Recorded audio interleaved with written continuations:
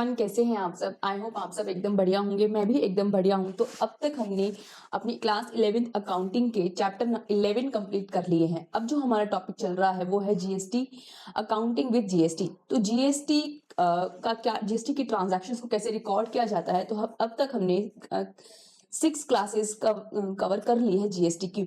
तो जो ट्रांजैक्शंस हमने देखा जिन पर जीएसटी एप्लीकेबल है, तो उनको जर्नलाइज करना हमने सीख लिया। जर्नल एंट्री कैसे होगी वो सीख चुके हैं। लास्ट क्लास में लेजर भी सीख लिया है। आज जो हम सीखेंगे वो सीखेंगे cash book with GST. GST के आने से कैश बुक पर क्या इम्प्लीकेशंस होंगे और क्या इफेक्ट आएगा, क्या डेबिट में क्रेडिट में क्या फर्क आएगा। और दूसरा जो इसका पार्ट है वो है अदर बुक्स।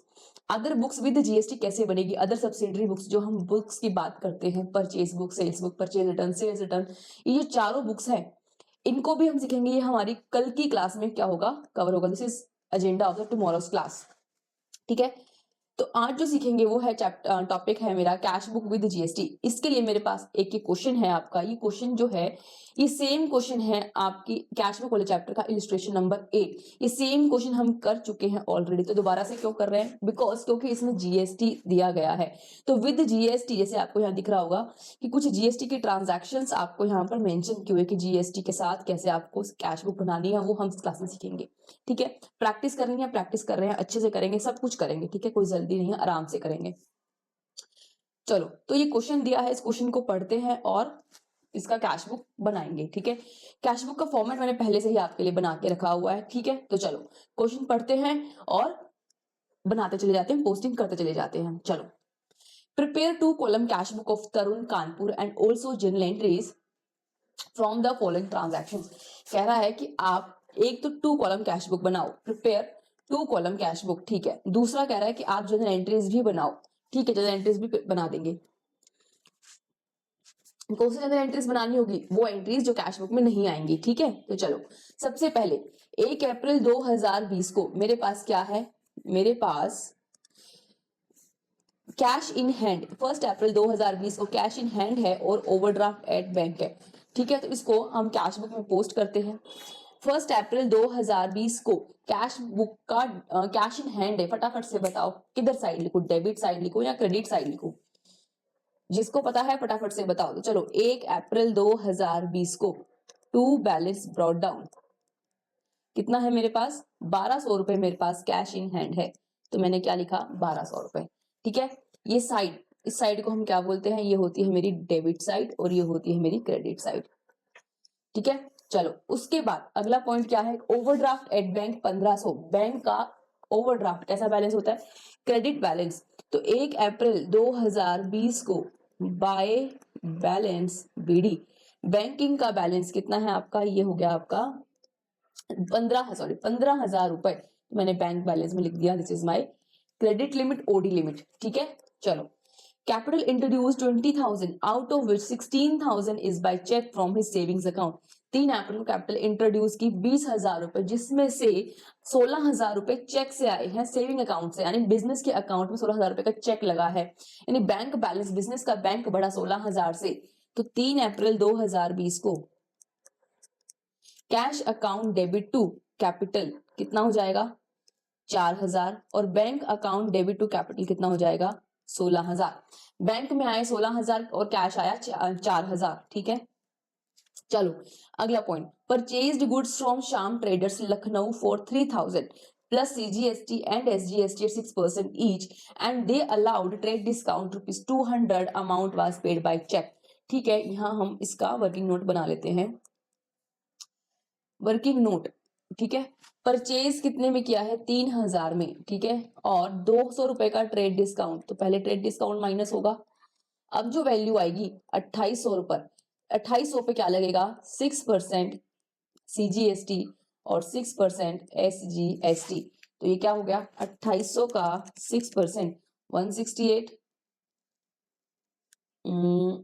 ये हो गया 168 और 168, टोटल कितना हुआ 2,800 प्लस 168, ये हो गया। मैंने टोटल पे किया, ये मैंने पेमेंट भी कर दिया, परचेजेस किया है पर ये क्रेडिट परचेज नहीं है, मैंने पेड बाय चेक। ठीक है। चलो, पेड बाय चेक। तो एंट्री क्या होगी, परचेजेस अकाउंट डेबिट। अगर हम रफ वर्क में यहाँ एंट्री भी डालें, एंट्री क्या होगी, परचेजेस इधर देखो, यहाँ purchases account debit, last class में हम कितने से परचेजेस डेबिट करते थे? 2800 से। Input CGST account debit, input एक एसेट खरीदा 168, इनपुट एसजीएसटी डेबिट, ये एसेट कितने का? 168 टू बैंक, पेमेंट कर दिया 3136। अच्छा, पेड बाय चेक, ओके। तो बैंक अकाउंट में क्या करना होगा? ये तीनों बैंक को क्रेडिट करना है इन तीनों अकाउंट से। तो मैंने क्या लिखा? ये मैंने 4 अप्रैल को लिखा यहां पर बाय परचेजेस, कितने से? 2800 रुपए, by input CGST 168, by input SGST 168। यहां तक क्लियर? चलो चले, तो ये क्या हुआ? मेरी एंट्री हो गई आपके इसमें कैश बुक में। चलो अब ये एंट्री डन। अब goods purchased for cash, goods purchased for cash 4000 plus CGST SGST 6% each, ठीक है, फिर से परचेज किया। तो यहाँ पे बनाते हैं हम 4 अप्रैल के ट्रांजैक्शन का। हमने 4000 की परचेजिंग की है, उसमें सीजीएसटी लगा है 6% और एसजीएसटी भी लगा है 6%। कितना हुआ? 240 और 240, टोटल कितना हुआ? 4840, सॉरी 4840 नहीं 480, तो 4480 है ना? हाँ ठीक है। तो ये मैंने क्या कर दिया, ये पेमेंट क्या मैंने कर दी, ये मेरी परचेजेस वैल्यू थी, इस पर टैक्सेस लगा। तो 4 अप्रैल को मैंने गुड्स परचेज फॉर कैश, तो मैंने क्या किया? इसे पे इन कैश, ये मैंने पे कर दिया। तो एंट्री क्या होगी? अगर एंट्री सीखे हम प्रैक्टिस के पर्पज, तो एंट्री क्या हम करेंगे? Purchases account debit 4000, input CGST account debit 240, input SGST account debit 240 to cash, कितना? 4480। इसी एंट्री को हमने क्या करना है? कैश अकाउंट में पोस्ट करना है। तो कैश अकाउंट को क्रेडिट किया मैंने, डेट है ट्रांजैक्शन की 4 अप्रैल 2020, बाय परचेजेस, परचेजेस के लिए कितना दिया मैंने? ये दिया है मैंने 4000।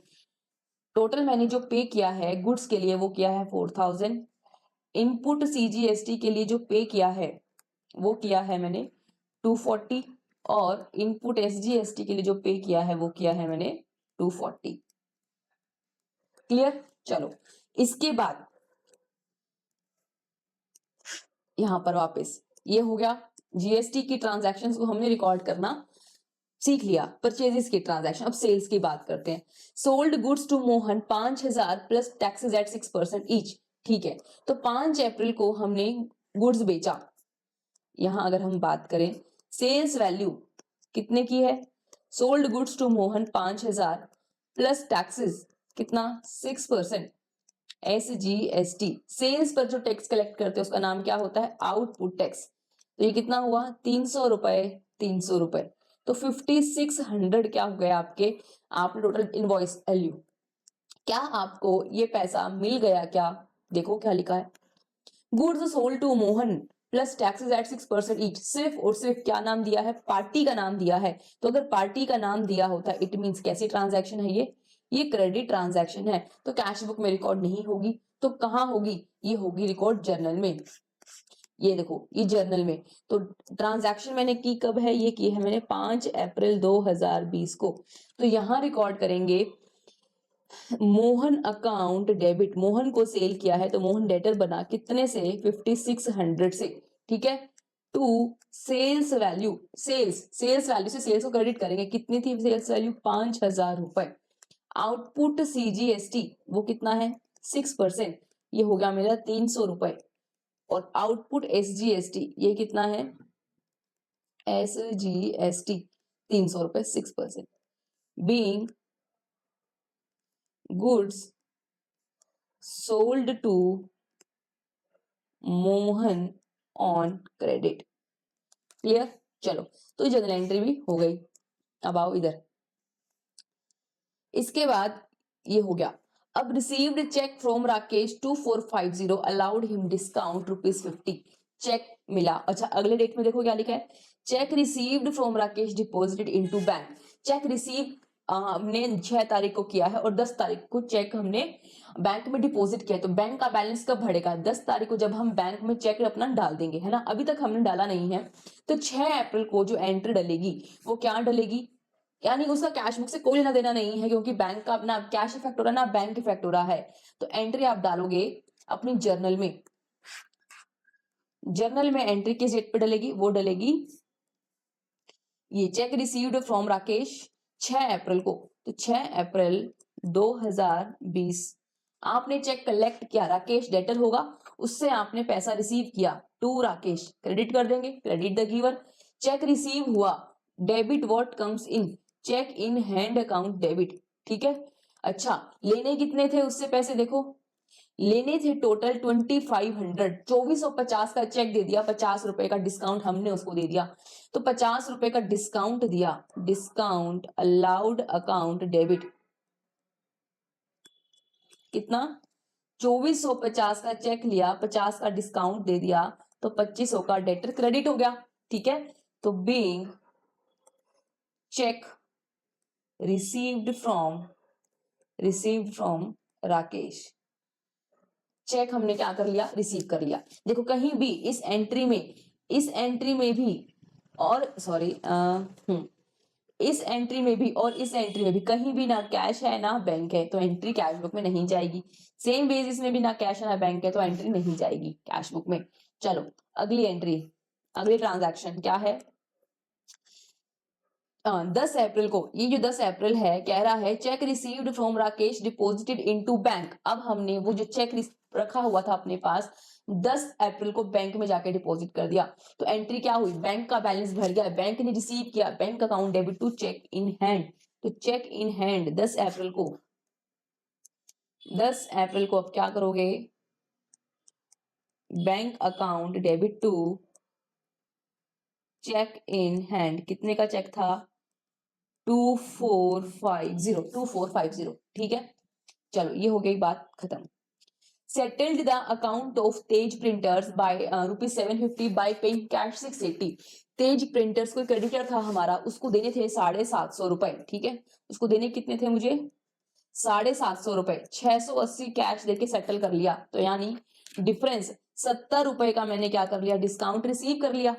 तो अब कैश पे किया है, अगर इसको भी जनरलाइज करें, चलो यहां पर फॉर अंडरस्टैंडिंग 11 अप्रैल को आपने तेज प्रिंटर्स क्रेडिटर था उसको किया डेबिट, या debit the receiver, Tej printers account debit, कितने देने थे उसको 750, ठीक है। आपने कितना कैश पे किया, टू कैश 680, और डिस्काउंट रिसीव कर लिया, कितने का कर लिया 70 रुपीज का।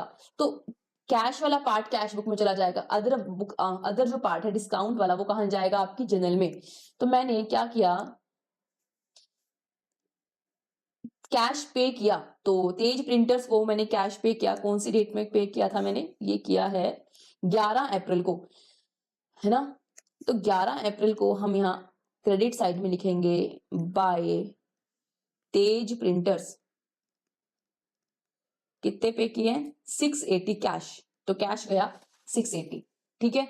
दूसरा जो तेज प्रिंटर से डिस्काउंट मिला वो यहां रिकॉर्ड करेंगे 11 अप्रैल 2020 तेज प्रिंटर्स अकाउंट डेबिट, उनका अकाउंट डेबिट हुआ और 70 रुपीज से, और वो मुझे क्या मिल गया, इनकम डिस्काउंट रिसीव्ड, कितना 70 रुपीज, बीइंग डिस्काउंट रिसीव्ड, ठीक है, बीइंग डिस्काउंट रिसीव्ड। चलो ये हो गई पोस्टिंग। अब ये हो गया, अब cash received from Mohan 5350 in full settlement office account. ऊपर देखो मोहन को हमने सेल्स किया था, ये देखो ये मोहन को हमने क्या किया था, सेल किया था, sold goods to Mohan 5000 plus taxes 5 अप्रैल को, और सेट कैश कितना रिसीव हो गया मोहन से 5350 in full settlement office account, ठीक है। मोहन को डेटर कितने से बनाया था, देखो जर्नल में जाके अपनी 5 अप्रैल को मोहन को डेटर बनाया था 5600 से, मोहन ने कितने दिए 5350, मोहन ने दिए 5350 को और पूरा अकाउंट सेटल कर लिया। अगर मैं इसकी रफ एंट्री डालूं यहाँ पर 12 अप्रैल को, तो क्या एंट्री डालोगे? 12 अप्रैल को मोहन से लेने थे पैसे कितने 5600, ठीक है, तो टू मोहन कितने से आ जाएगा 5600, कैश कितना मिला 5350, तो बाकी का आपने क्या किया डिस्काउंट अलाउ कर दिया, कितने का 250 रुपए का।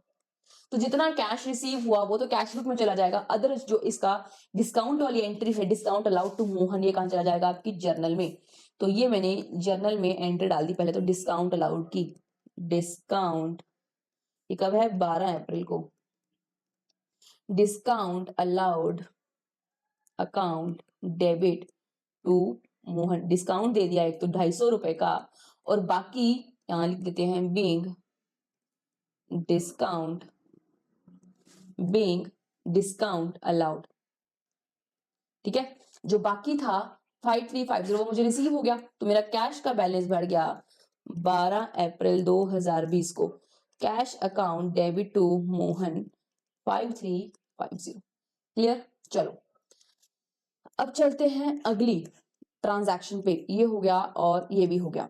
आगे an amount of rupees 1000 due from Gupta brothers written off as bad debts in the previous year now received, bad debts recover हो गए, पिछले साल में गुप्ता ब्रदर्स से 1000 रुपए लेने थे, वो पैसे मैंने क्या कर दिए राइट ऑफ कर दिए, क्योंकि गुप्ता ब्रदर्स देने की स्थिति में नहीं था। अब उसने आके इस साल मुझे 1000 रुपए दे दिए, तो बेड डेट्स रिकवर की एंट्री क्या होती है फटाफट से बताओ। एंट्री होती है, मैंने आपको सिखाई भी थी इसकी एंट्री, बताओ क्या एंट्री होती है फटाफट से। एंट्री होती है cash account debit to bad debts recovered, तो कैश बढ़ जाएगा 1000 रुपए से 16 अप्रैल में, तो 16 अप्रैल में आप क्या करोगे अपना कैश बैलेंस बढ़ा दोगे कैश बुक का। 16 April 2020 cash account debit to bad debts recovered कितना 1000 rupees, cash account debit to bad debts recovered कितना 1000 रुपीज। चलो हो गया, आगे खत्म।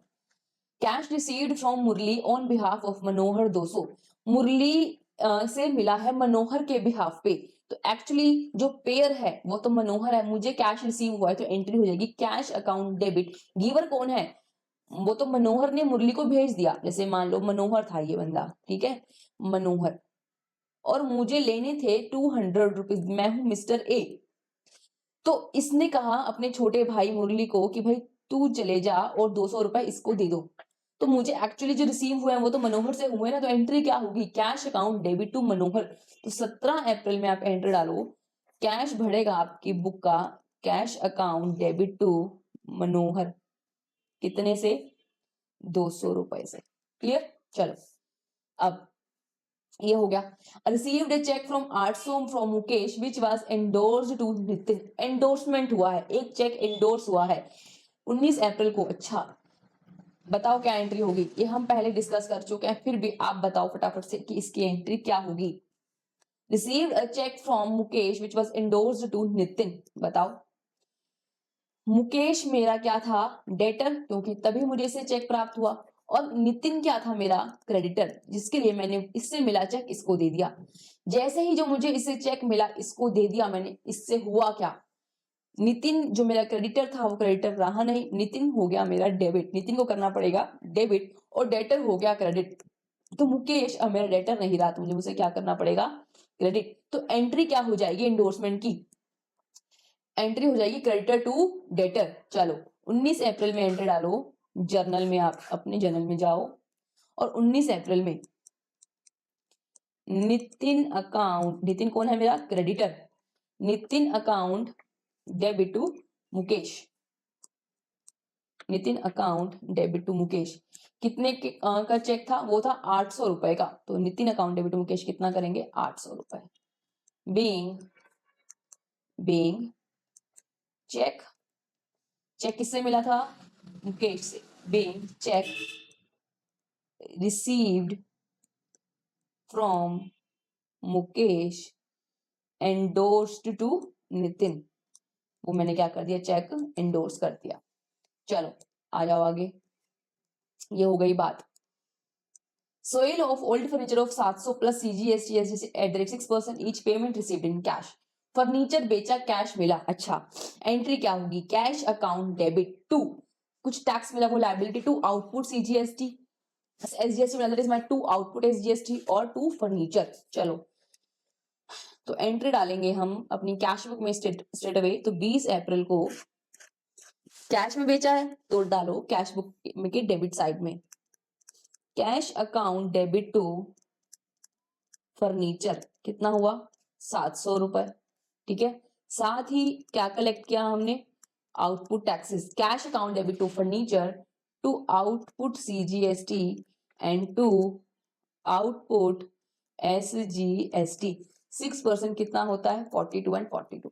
ठीक है, चलो क्लियर। अब इसके बाद विड्रॉन फ्रॉम बैंक 3000, बैंक से विड्रॉ किया, एंट्री क्या होती है? This is contra entry, cash account debit to bank 3000 रुपए। तो 25 अप्रैल को, 25 अप्रैल कैश अकाउंट डेबिट, कैश बढ़ गया, कितने से? विड्रॉ का कितना अमाउंट किया है? ये किया है 3000। तो ये मेरी कॉन्ट्रा एंट्री है, cash account debit to bank 3000। और 25 अप्रैल 2020 को बाय कैश कॉन्ट्रा एंट्री, कहां से पैसे गए? बैंक से। तो बैंक कॉलम में लिखेंगे 3000, बैंक से पैसे कम हो गए, कैश बैलेंस बढ़ गया, तो बैंक के आउटसाइड में, कैश के इनसाइड में। ठीक है, चलो आगे ये हुआ। Drew from bank for house hold expenses 1000 and for income tax 500। Income tax मेरा पर्सनल खर्चा है, हाउस होल्ड एक्सपेंस मेरे पर्सनल खर्चे हैं। तो मैंने ड्रॉइंग्स कर ली, ड्रॉइंग्स की है कितने की? 1500 रुपए की। और कहां से की है? बैंक से। तो ड्रॉइंग्स की, तो बैंक से पैसा कम हुआ, कितना कम हुआ? 1500 रुपए। तो 25 अप्रैल को हुआ, 25 अप्रैल को बैंक से पैसा कम करना है, 25 अप्रैल को बैंक से पैसा कम होगा बाय वे ऑफ ड्रॉइंग्स। तो drawings account debit to bank, कितना? 1500 रुपए।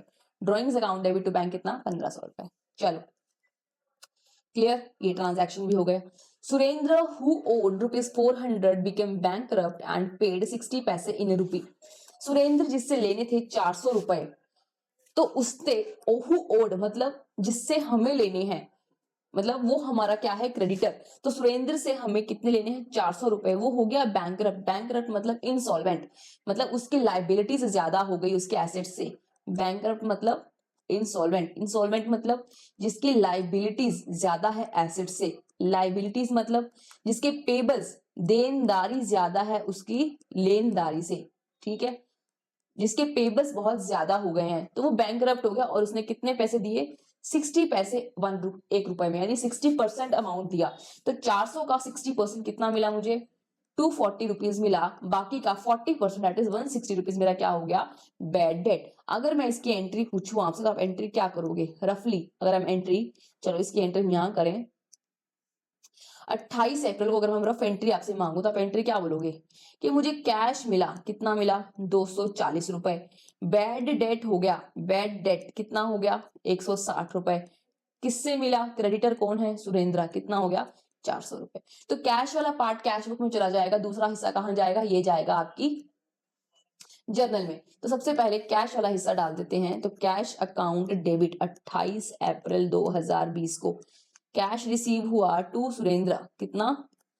240 रुपए। और जो बैड डेट वाला है वो यहां जाएगा मेरे जर्नल में। 28 अप्रैल 2020 को bad debt account debit 240, sorry 160, bad debt है 40% ऑफ 400, तो bad debt account debit to 40% of 400। तो bad debt account debit to Surendra 160 being 40% amount not recovered, ये पैसा हमें रिकवर नहीं हुआ। चलो ठीक है, आ जाओ। अब क्या बोल रहा है? अब जो है मेरे पास के नेक्स्ट पॉइंट क्या है? Received repayment of a loan advanced to Ram 3000 and deposited out of it 2500 into the bank। 28 अप्रैल को हमने किसी को एडवांस दे रखा था, उसका हमें रीपेमेंट मिल गया। तो एंट्री क्या हुई? Cash account debit to advance given to Ram. जब एडवांस दिया होगा तो एंट्री क्या होगी? एडवांस देने की entry, advance to Ram account debit to cash. अब जब कैश मिल गया तो cash account debit to advance to Ram. अब 3000 में से 2500 बैंक में डिपॉजिट कराना है, ठीक है। पहले रिसीट की एंट्री डाल दे, फिर डिपॉजिट की एंट्री डाल देंगे। तो 28 अप्रैल को मुझे रिसीव हुआ 3000 रुपए, ठीक है। तो 28 अप्रैल 2020 को cash account debit to advance given to Ram, कितने हुए? 3000 रुपए मुझे कैश रिसीव हुआ, फर्स्ट पार्ट। उसी दिन मैंने 28 अप्रैल को ही कुछ पैसा बैंक में जमा करा दिया, तो कैश मेरा चला गया और बैंक का बैलेंस बढ़ा। तो पहले कैश जाएगा तो क्रेडिट में लिखते हैं, कैश कितना जमा करा दिया? 2500, कॉन्ट्रा एंट्री होगी, ठीक है। By bank, bye way of deposit in the bank, मैंने 2500 कैश आउट कर दिया और यहाँ मेरा बैंक का बैलेंस बढ़ गया 2500 रुपए, क्योंकि मैंने कैश जमा करा दिया टू कैश। क्लियर? चलो अब आओ अगली एंट्री, अगली ट्रांजैक्शन जो है मेरे पास वो है interest on overdraft debited by bank 375। मैंने ओवरड्राफ्ट ले रखा है ना, ये देखो बैंक का बैलेंस ओडी था, ओडी लिमिट क्रेडिट बैलेंस 15,000, तो 375 रुपए बैंक ने और इंटरेस्ट डिडक्ट कर लिया। कौन सी डेट में डिडक्ट किया? 30 अप्रैल को। तो बैंक से पैसा कटा, तो 30 अप्रैल 2020 को बाय इंटरेस्ट कितना कटा? 375 रुपए।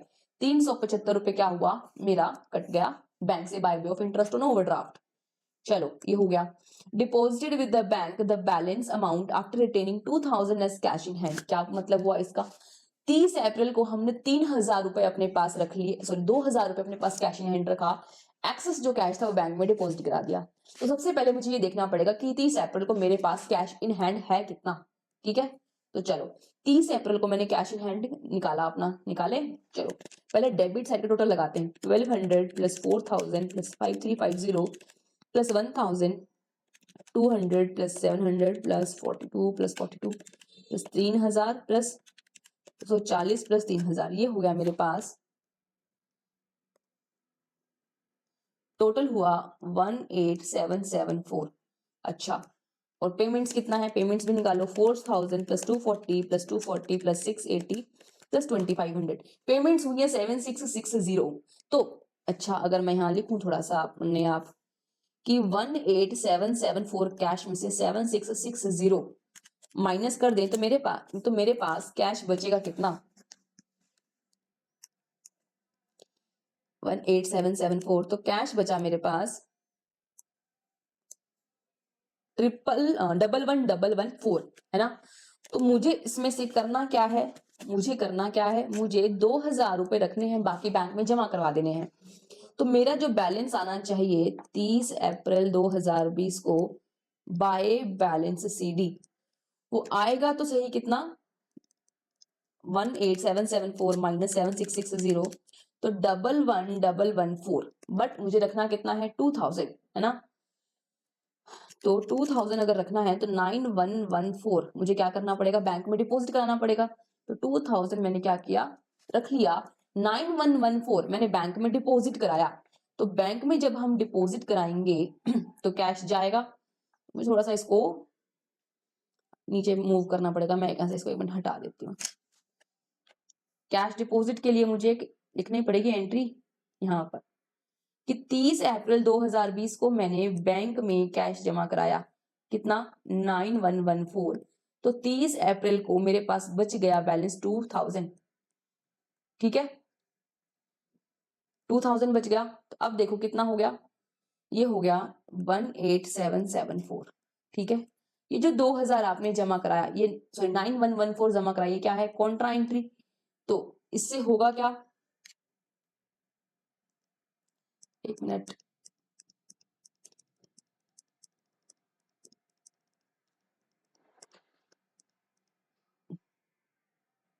हाँ तो देखो इसको दोबारा से हटाते हैं।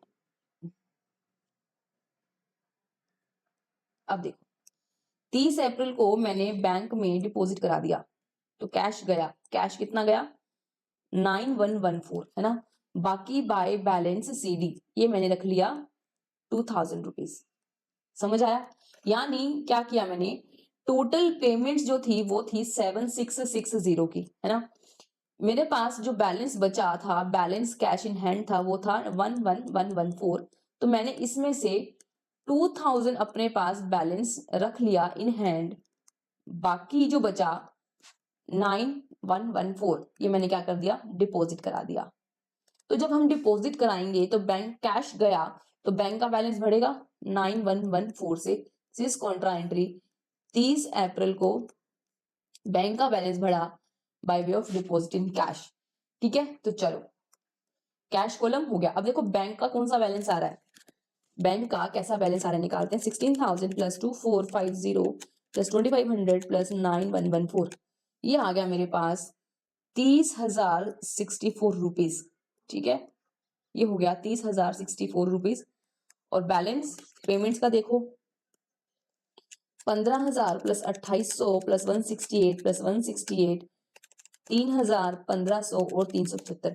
अगर क्रेडिट साइड के टोटल देखते हैं तो ये होता है 23011, यानी बैलेंस कैसा आया इस बार, डेबिट बैलेंस। ओडी खत्म हो गया, डिपॉजिट हो गया, इसलिए तो बैलेंस आया मेरे पास 7053।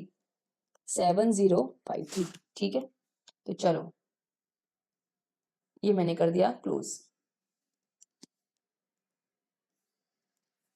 तो 18774 और 30064 क्लोज हो गया। चलो अब यही बैलेंस क्या बन जाएगा, अगले महीने की पहली तारीख को 1 मई 2020 को ये क्लोजिंग बैलेंस क्या बनेगा, ओपनिंग बैलेंस। तो to balance brought down, cash हो जाएगा अपने पास 2000 रुपीज और बैंक का बैलेंस कितना आ जाएगा 7053 रुपीज। ठीक है, चलो आई होप आपको समझ में आ गया होगा, है ना। तो कैश बुक विद जीएसटी भी हमने आज की क्लास में सीख लिया, एग्जाम में पूछेंगे तो हम आराम से कर पाएंगे।